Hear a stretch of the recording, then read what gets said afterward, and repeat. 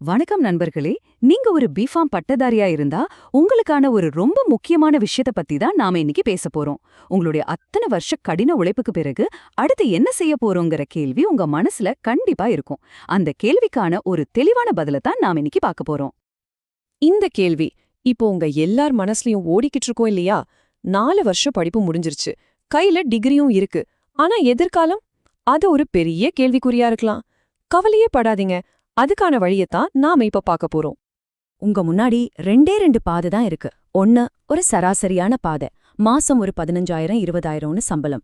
மத்த ஃபீல்ட்ல இருக்கிற நம்ம ஃப்ரெண்ட்ஸ் நம்மள விட அதிகமா சம்பாதிக்கிறத பார்த்து ஒரு சின்ன ஏக்கம், ஐயோ அப்பவே முயற்சி பண்ணிருக்கலாமேன்னு ஒரு ஃபீலிங் லைஃப் லாங் இருக்கும். இன்னொரு பக்கம் சிறப்புக்கான பாதை.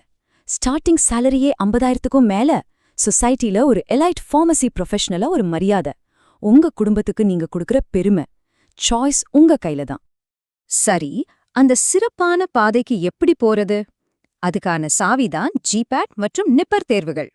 இத ஒரு தடையா மட்டும் பார்க்காதீங்க, இது உங்களுக்கான ஒரு மிகப்பெரிய வாய்ப்பு. சிம்பிளா சொல்லணும்னா, ஜிபேட்ங்கிறது கிராஜுவேட் ஃபார்மசி ஆப்டிடியூட் டெஸ்ட், நிப்பார் ஜேஇங்கிறது இந்தியாவோட டாப் ஃபார்மசி இன்ஸ்டிடியூட்ஸ்ல சேர்றதுக்கான என்ட்ரன்ஸ் எக்ஸாம். இந்த 2 எக்ஸாமும் தான் நாம முன்னாடி பார்த்த அந்த சிறப்புக்கான பாதையோட முதல் படி. ஜிபேட்ல தகுதி பெறுவதுங்கிறது வெறும் மார்க் வாங்குற விஷயம் மட்டும் இல்ல, அது உங்க வாழ்க்கையே மாத்தக்கூடிய பல கதவுகளை திறந்துவிடும். சொல்லப்போனா இது உங்கள ஃபார்மசி ஃபீல்ட்ல இருக்கிற எலைட் சர்க்கிள்குள்ள கூட்டிட்டு போற ஒரு பாஸ்போர்ட் மாதிரி.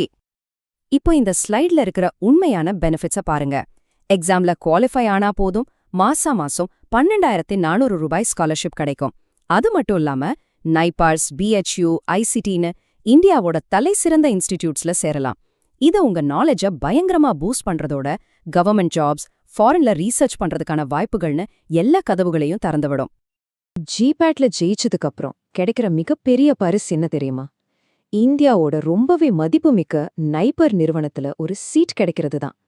நைபர்ல படிச்சா உங்க ஃபியூச்சர் எப்படி மாறும்னு இப்ப பார்க்கலாம். இந்த ஒரு லைனே போதும் நிப்பரோட மதிப்பை புரிய வைக்க. இன்ஜினியரிங்க்கு ஐஐடி, மேனேஜ்மெண்ட்க்கு ஐஐஎம் எப்படி ஒரு பிராண்டோ, அதே மாதிரி ஃபார்மசிக்கு நிப்பர். இந்த பிராண்ட் வேல்யூ உங்க லைஃப் லாங் உங்க கூடவே இருக்கும். இந்த சார்ட் ஒரு தெளிவான கதையை சொல்லுது பாருங்க. பச்சை கலர்ல இருக்கிறது நைப்பர் பட்டதாரிகளோட சராசரி வருஷ சம்பளம். மத்த நிறுவனங்களோட ஒப்பிடும்போது அந்த வித்தியாசம் எவ்வளோ பெருசா இருக்குன்னு பாத்தீங்களா? இது வெறும் நம்பர்ஸ் இல்ல, இது உங்க லைஃப் ஸ்டைல். இதுதான் உச்சபட்ச சாத்தியம். நிப்பர் மொஹாலில ஒரு மாணவருக்கு கிடைச்ச ஹையஸ்ட் சாலரி பேக்கேஜ் 27,83,000 ரூபாய். இந்த உயரத்தை தொடுறதுக்கான வாய்ப்பு நிப்பர்ல இருக்கு. இந்த கனவு வெறும் வார்த்தைகள்ல இல்ல. இதோ பாருங்க, இந்த மாதிரி ஒரு வேர்ல்ட் கிளாஸ் கேம்பஸ்ல தான் உங்க எதிர்காலம் உருவாக போகுது. இந்த மாதிரி ஒரு சூழல்ல படிக்கிறதே ஒரு தனி அனுபவம் தான். ஆனா ஒரு உண்மையையும் நாம புரிஞ்சுக்கணும். இந்த பாதை அவ்வளோ சுலபம் இல்ல, ரொம்பவே சவாலானது. 95% மாணவர்கள் முயற்சி கூட பண்ணாம சராசரி வாழ்க்கையே தேர்ந்தெடுத்துடுறாங்க. வெறும் 1% மாணவர்கள் தான் ஜிபேட்ல ஜெயிக்கிறாங்க. ஏன்னா இந்தியா முழுக்க இருக்கிற நைப்பர்கள்ல மொத்தமாவே 962 சீட்டு தான் இருக்கு. இந்த போட்டி தான் அந்த இடத்தோட மதிப்பை இன்னும் அதிகமாக்குது.